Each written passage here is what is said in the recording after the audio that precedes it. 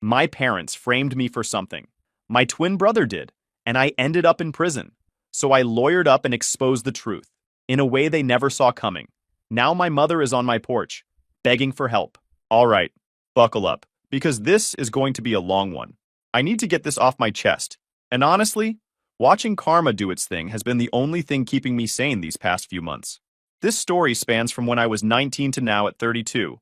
So grab your coffee or whatever and settle in. I'm going to start with the basics. I have a twin brother. We're identical. Like, genuinely hard to tell apart unless you know what to look for. Growing up, that should have meant we were treated the same, right? Wrong. Dead wrong. My brother, let's call him Greg, was always the favorite. Not in subtle ways either. I'm talking about the kind of blatant favoritism that would make a therapist's eyes light up with billable hours. Mom and Dad worshipped the ground he walked on. Every achievement he had was celebrated like he'd cured cancer. Me? I could bring home straight A's and maybe get a nod. Greg could bring home a C minus, and they'd be proud he tried. The thing is, Greg figured out early on that he could get away with anything. And I mean anything. If something went missing, I got blamed. If something broke, I got blamed. If Greg wanted to go out and do something stupid, he'd make sure I was the one who took the fall. Our parents never questioned it. In their eyes, Greg was golden, and I was the problem child. I learned to live with it. What else could I do? I kept my head down, worked hard in school, and counted the days until I could get out of that house. I was studying to become an electrician, going to trade school while working part-time at a hardware store. Greg was supposedly going to college for business, funded entirely by our parents. Shocker, he barely showed up to class and spent most of his time partying. The night everything went sideways was in October 2012. I was 19.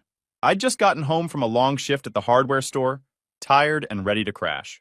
Greg wasn't home, which wasn't unusual. Dude was always out doing who knows what. I fell asleep on the couch watching TV around 11 p.m. I woke up to flashlights in my face and someone yelling at me to get on the ground. 3 cops. In my living room. I was so disoriented I thought I was dreaming. They yanked me up, cuffed me, and started reading me my rights.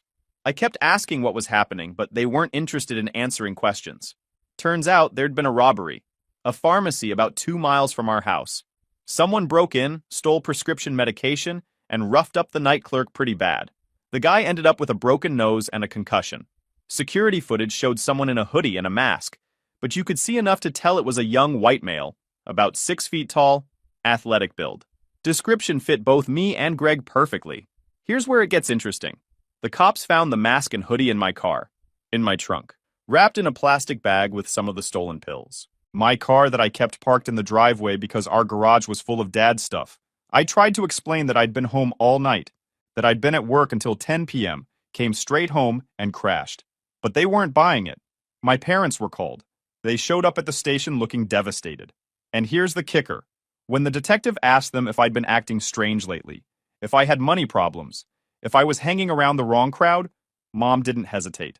She said yes. She told them I'd been acting secretive, that I'd been struggling to make ends meet, that she'd caught me lying about where I was going. Every word out of her mouth was a nail in my coffin.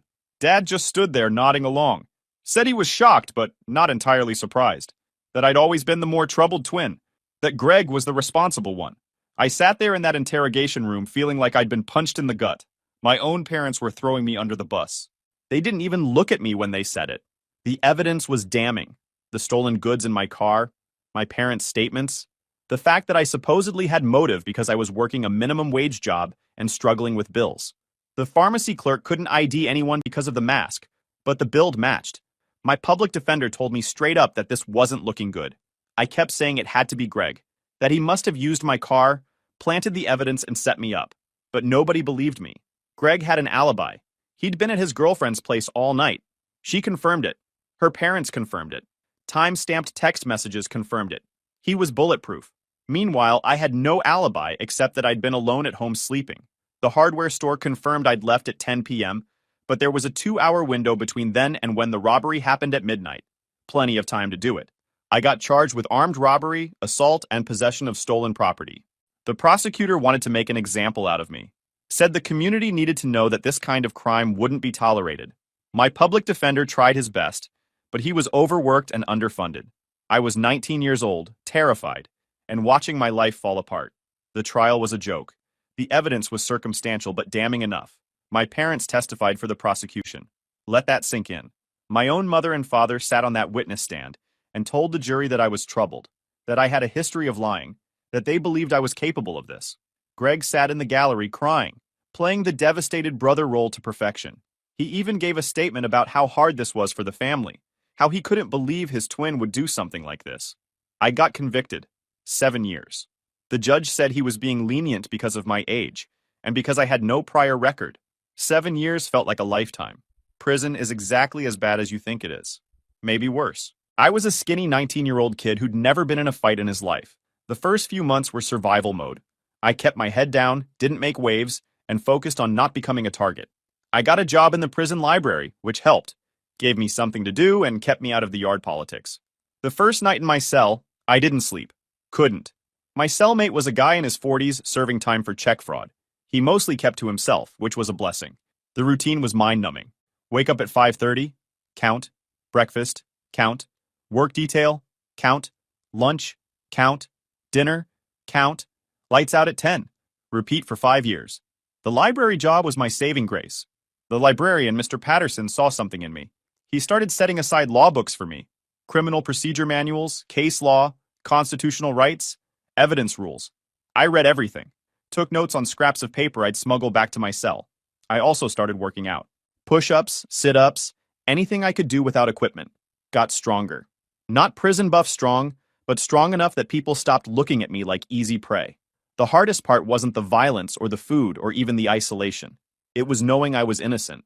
Every morning I'd wake up and remember that I didn't belong there, that my brother was out there living free while I was locked in a cage, that my parents had helped put me here. The anger kept me focused. I wrote letters to my parents, every week for the first year, asking them why they did it, begging them to listen to me, telling them it was Greg. They never wrote back. Not once. Greg never visited. Nobody from my family did except Uncle Ron. I was completely cut off. The letters started simple, just asking them to believe me, to look at the evidence again, to consider that maybe they'd been wrong. As months went by and I got no response, the letters changed. They got angrier, more desperate. I'd write pages detailing why it had to be Greg, listing all the times he'd set me up before, all the times they'd believed him over me. Nothing. Complete silence. After a year, I stopped writing. What was the point? They'd made their choice, and no amount of letters from prison was going to change their minds. The only person who showed up was my uncle, my mom's brother, Uncle Ron.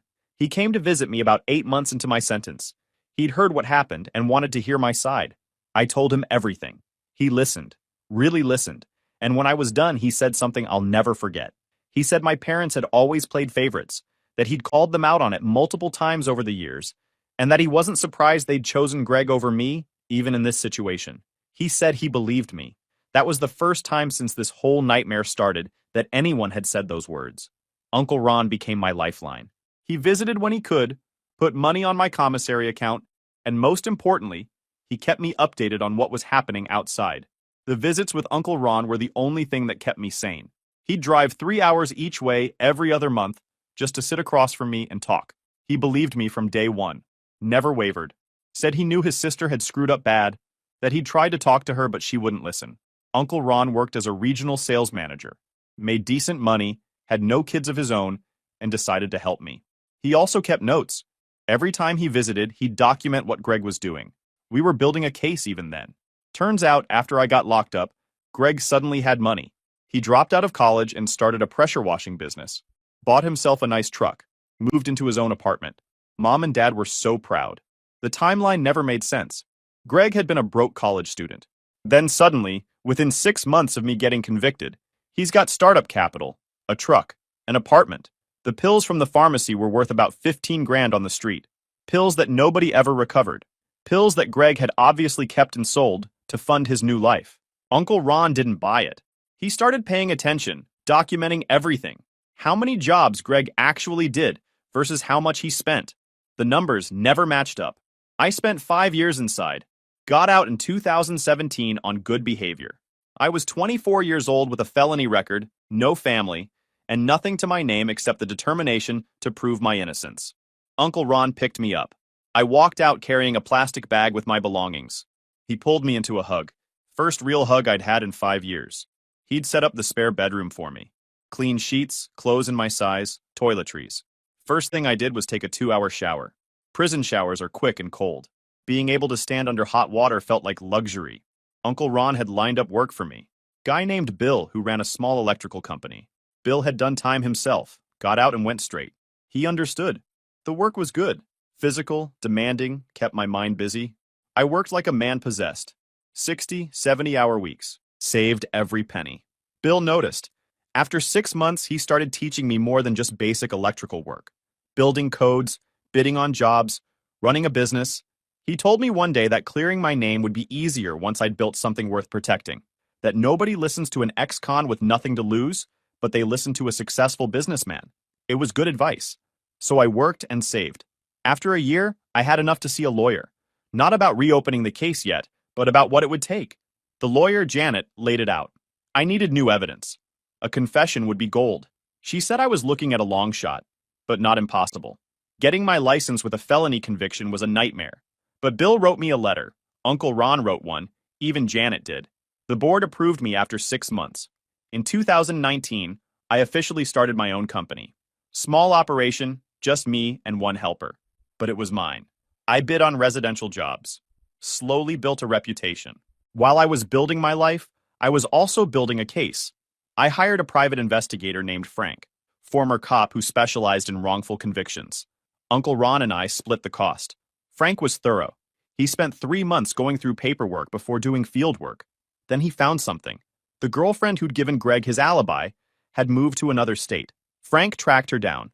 She admitted Greg had pressured her to lie about the time he'd arrived. He'd showed up closer to 1 a.m., not 10 p.m., like she'd testified. That gave Greg enough time to commit the robbery and get to her place. But it wasn't enough to reopen the case. I needed more. Frank kept digging. By 2019, Greg's life was falling apart. The pressure washing business had collapsed. He was back living with mom and dad at 26. But he still had money. Frank figured out where it was coming from. Greg was dealing electronics. Stolen goods. Uncle Ron and I documented everything. Photos, license plates, records of him selling things online for below retail. We built a file over 2 years. But I still needed to connect him to the original robbery. I needed him to admit it. That's where things got creative. I'd been out of prison for about 3 years at this point. I was 27. My electrical business was doing well enough that I could afford a decent apartment and put food on the table. I'd stayed completely off my family's radar. They thought I'd left town after getting released. Moved to another state, started over somewhere else. Greg had no idea I was even around. No idea I was watching, planning, waiting for the right moment. By this point, my business had 3 employees and we were staying busy. I'd moved out of Uncle Ron's place into my own apartment. Nothing fancy, but it was mine. No roommate, no guards, no count times, just freedom. Still felt surreal sometimes. I'd also started working out seriously. Not just push-ups in my cell anymore. Real gym, weights, proper nutrition. I put on 40 pounds of muscle over those 3 years. Changed my look entirely. Grew a beard. Started wearing different style clothes. Got contacts instead of glasses, then fake glasses when I needed a disguise. The difference between 19-year-old me and 27-year-old me was dramatic. Frank and I had been planning this for months. The sting operation. Frank had connections from his cop days, and he knew a guy who could set up recording equipment that looked like everyday objects. We got a button cam, high-quality audio, the works. I decided it was time to make contact, but not directly. I created a fake identity. New name, new social media profiles, whole 9 yards.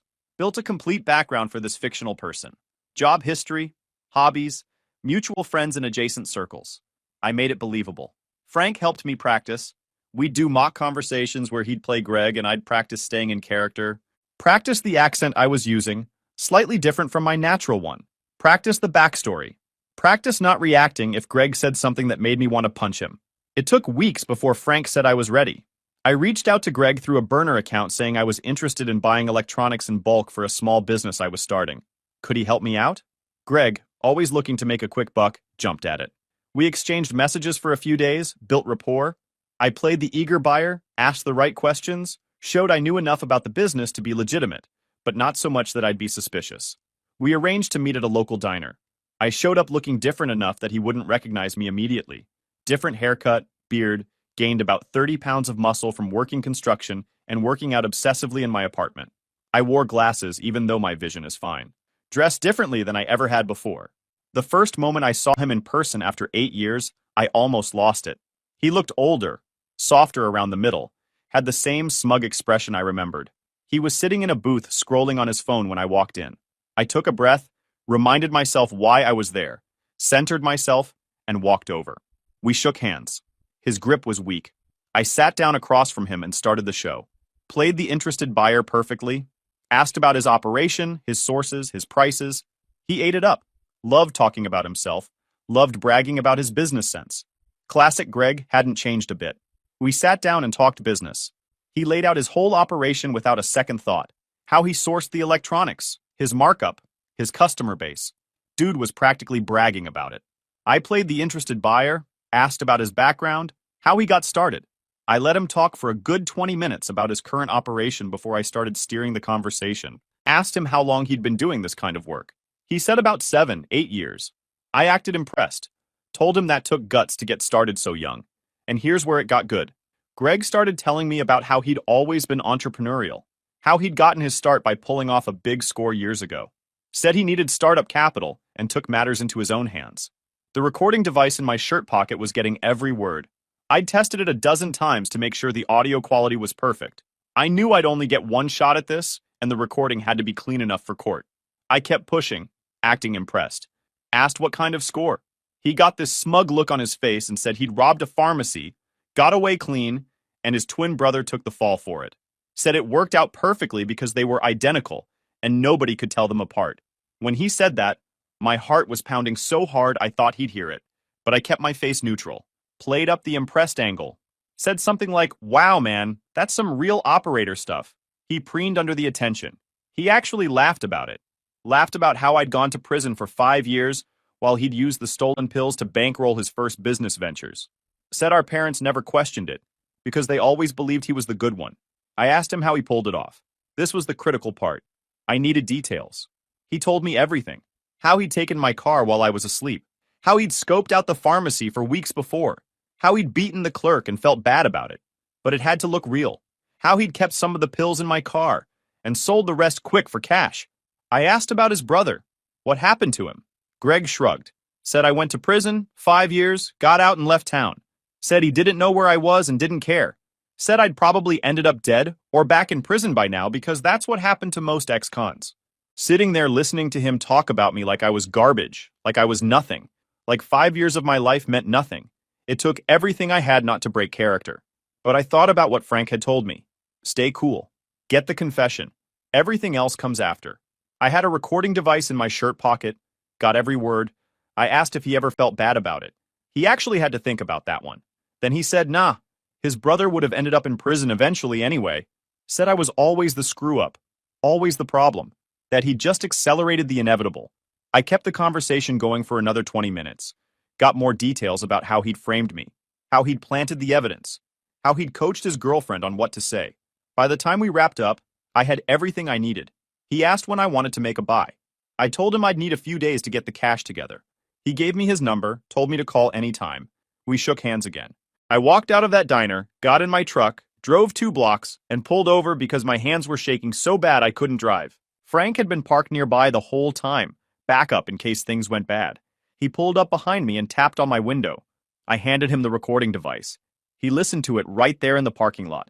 When it was done, he looked at me and said one word. Got him. I took the recording to a lawyer. Not a public defender this time. A real lawyer who specialized in wrongful convictions. She listened to the recording, looked at the file Uncle Ron and I had built, and said we had enough to file a motion to vacate the conviction. Janet, the lawyer who'd been advising me since I got out, took the case. She listened to the recording 3 times. Had her assistant verify the audio wasn't edited or manipulated. Brought in an audio forensics expert to authenticate it. She wanted this airtight before we made any moves. We filed the motion to vacate my conviction in December 2019. The DA's office was immediately hostile. They didn't want to admit they'd convicted the wrong person. Made us jump through hoops. Demanded to know how we'd obtained the recording. Janet had anticipated this. Everything we'd done was legal. I'd recorded someone confessing to a crime in a one-party consent state. Clean as could be. The process took 8 months. 8 long months of legal back and forth. The district attorney's office fought it at first, But once they heard the recording and saw the evidence, they couldn't deny it.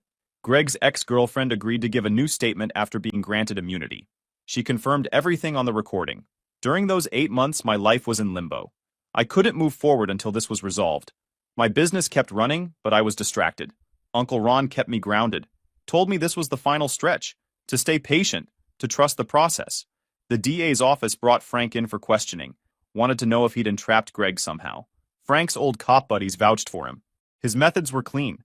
They brought me in too, wanted to make sure I hadn't assaulted Greg or threatened him to get the confession. Janet shut that down fast. We had the recording. Greg had voluntarily confessed to a fake buyer. There was no coercion. Greg got arrested in June 2020. Same charges I'd faced. Armed robbery, assault, possession of stolen property, plus obstruction of justice, perjury, and tampering with evidence for framing me. Mom and Dad tried to bail him out, but the judge denied bail. Said Greg was a flight risk given that he'd let his brother go to prison for 5 years. The arrest was beautiful. I wasn't there, but Uncle Ron was. He watched from across the street as cops showed up at my parents' house at 6 in the morning.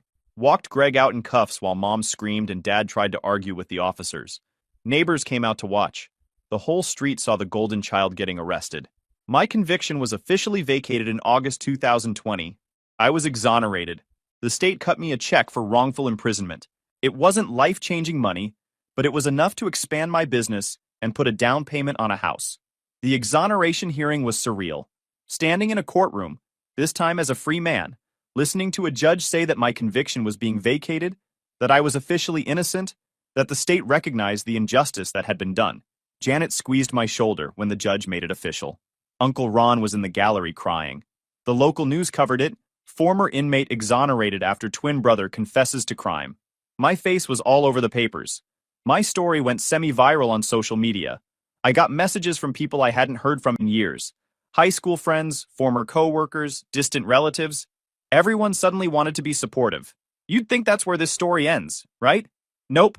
That's where it gets even better. Mom and Dad didn't reach out when my conviction was vacated. Not a call, not a letter, nothing. They were too busy trying to support Greg through his trial. They hired him a good lawyer, paid for everything, stood by him the same way they'd stood against me. I checked my phone every day for a month after the exoneration. Part of me, a small, stupid part, thought maybe they'd call. Maybe they'd apologize. Maybe seeing the truth laid out in court would make them realize what they'd done. Nope. Radio silence. Uncle Ron told me they were in complete denial, refusing to believe Greg had actually done it, claiming the recording was fake or that I'd somehow manipulated Greg into saying those things. The mental gymnastics they were doing to avoid accepting reality was Olympic level. Greg got convicted in January 2021. The evidence was overwhelming, and he couldn't exactly claim he hadn't said those things on the recording. His own voice, talking about framing his twin brother. The jury took 4 hours to come back with guilty on all counts. Greg's trial was faster than mine had been. His lawyer tried to argue entrapment but couldn't make it stick. Tried to claim the recording was inadmissible, but the judge shot that down. Tried to paint me as vengeful and out to get my brother, which, yeah, obviously. But that didn't change the fact that Greg had confessed to the crime. The ex-girlfriend testified. Told the whole court how Greg had pressured her to lie, how she'd been young and scared and thought she was helping her boyfriend. She cried on the stand. Said she'd lived with guilt for 8 years knowing she'd helped send an innocent person to prison. The pharmacy clerk testified too. Told the court about his injuries, the trauma he still dealt with, the nightmares. He looked right at Greg and said he hoped he'd get every year he deserved. He got 12 years. Would have been more, but his lawyer argued that he was young when he committed the crime and had no prior record. Judge didn't care much for that argument given what he'd done to me, but the law is the law. The sentencing hearing was my favorite part. I got to give a victim impact statement. I stood up in that courtroom and looked my brother in the eye for the first time in 9 years. Told him about prison, about the fear, the violence, the isolation, about spending my 20th, 21st, 22nd, 23rd, and 24th birthdays in a cell. About missing my entire early 20s because he needed startup money. Told him about Mom and Dad testifying against me. About the letters I'd written that they never answered. About Uncle Ron being the only family member who gave a damn. About building a life from nothing after getting released while he was living comfortable with Mom and Dad. Greg didn't look at me. Kept his eyes down the whole time. Coward couldn't even face what he'd done. When I was done, the judge asked if he had anything to say. Greg's lawyer advised him not to speak. Good call. Nothing he could have said would have helped. 12 years. He'll be there for another 7 years at least. Would have been more, but his lawyer argued that he was young when he committed the crime and had no prior record. Judge didn't care much for that argument given what he'd done to me, but the law is the law. After Greg got sentenced, things got real quiet. Mom and Dad had spent a fortune on his defense. They'd taken out a second mortgage on their house, burned through their retirement savings, and borrowed money from relatives.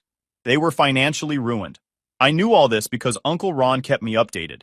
He'd completely cut them off after Greg's conviction. Said he was disgusted by how they'd treated me, and he wanted nothing to do with them anymore. I bought a nice house in 2021. Nothing crazy, but it's mine. 3 bedrooms, good neighborhood, room for a workshop in the garage. I'd been working on getting my contractor's license, and by 2022, I had my own full-service electrical contracting company. Small but growing. I hired 3 guys, and we stayed busy. Life was good. I was dating someone I'd met through work, a project manager for a construction company. She knew my whole story and didn't care. Said it showed I had character that I'd survived all that and come out the other side better. We've been together 2 years now, and honestly, she's the best thing that's ever happened to me. Meanwhile, Mom and Dad were falling apart. The house they'd mortgaged was falling into disrepair. They couldn't afford to fix anything. Dad had to keep working even though he was past retirement age because they had no savings left. Mom's health was declining. The stress of everything had taken its toll. Uncle Ron told me they'd reached out to relatives asking for money. Everyone refused. Word had gotten out about what they'd done to me, how they'd testified against me, how they'd never apologized or tried to make it right. The family wanted nothing to do with them. I didn't seek them out, didn't try to contact them. I was living my life and they were living with the consequences of theirs. I felt zero sympathy. Maybe that makes me cold, but I'd spent 5 years in prison for something I didn't do because they chose to believe a lie instead of their own son. Then, about 3 months ago, I came home from a job site and found Mom sitting on my porch, just sitting there, waiting. I almost didn't recognize her at first. She'd aged 20 years since I'd last seen her. Gray hair, weight loss, looked frail. I pulled into my driveway and sat in my truck for a minute, just processing. Part of me wanted to drive away, but I needed to hear what excuse she'd come up with. Finally got out and walked up to her. She stood up, started crying immediately, and said she was sorry. Said she should have believed me. Said she made a mistake. Said she needed my help. I let her talk. Didn't interrupt. She went through the whole story. How Dad's health was failing. How they were about to lose the house. How they had nobody else to turn to. How all their retirement money was gone. How Dad was working at almost 70, just to keep a roof over their heads. How they couldn't afford Mom's medications half the time. She asked if I could help them. Said I was doing well now. That I had a successful business. That I could spare something to help family. Family. That word coming out of her mouth almost made me laugh. I looked at her for a long time. Let the silence hang there. Then I spoke. I told her she hadn't raised me. She'd raised Greg. She'd chosen Greg over me every single day of my childhood, and then she'd chosen him over the truth when it mattered most. I reminded her that she'd sat on a witness stand and told a jury that her own son was a criminal, that she'd believed I was capable of armed robbery and assault, that she'd never once visited me in prison, or written me a letter, or tried to find out if maybe, just maybe, she'd been wrong. She kept saying she was sorry, that she'd made a mistake, that she wanted to make it right. I asked her a direct question. When did you figure out it was Greg? When did you realize you'd helped send the wrong son to prison? She couldn't answer. Started stumbling over words. Said she didn't know, that it all happened so fast, that Greg seemed so genuine. That's when I cut her off. I told her I'd spent 5 years in hell because of her, that I'd been 19 years old, terrified, and completely alone, because she'd decided her golden child couldn't possibly be guilty, that she'd bankrupted herself defending the son who'd actually committed the crime, while the son who'd been innocent rotted in a cell. I asked her where this apology was when my conviction was vacated. Where was it when Greg was convicted? Where was it over the past 4 years while I'd been rebuilding my life? She had no answer for that either, just kept crying. Then I told her the truth. I said I could help her. I had the money. My business was doing well, and I could write her a check right now that would solve their immediate problems. But I wouldn't, because she'd made her choice years ago, and now she had to live with it. Just like I'd had to live with the choice she made for me. I told her she had exactly 1 minute to get off my property before I called the police and had her removed for trespassing. She didn't move at first, just stood there looking at me like she couldn't believe what she was hearing, like she genuinely thought I'd cave and help her. I pulled out my phone and started dialing. That got her moving. She left, still crying, saying I'd regret this, that I was making a mistake. That family was supposed to help each other. She called 47 times over the next 2 weeks, left voicemails about Dad getting worse, about losing the house, about being desperate. The first few I listened to. Same script every time. Crying, begging, guilting. After that, I stopped listening. Just let them pile up. Blocked her number after the first week. Then Dad tried calling from his phone. Different number, but same voicemails. I blocked that too. Then they started calling from random numbers. Blocked those. They were relentless. Uncle Ron called me one day and said they'd tried reaching him again. Wanted him to convince me to help them. He told them he wasn't getting involved and hung up.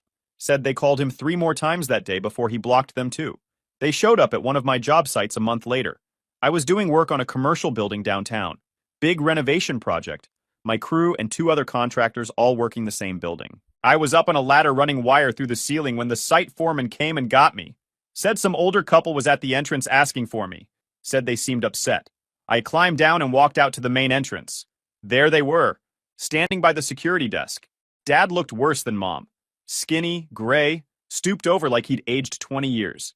Mom's hands were shaking. They saw me and started walking over. Dad started talking before I could say anything. Talking about how they'd been trying to reach me. How they needed to talk. How they understood I was angry, but they were family.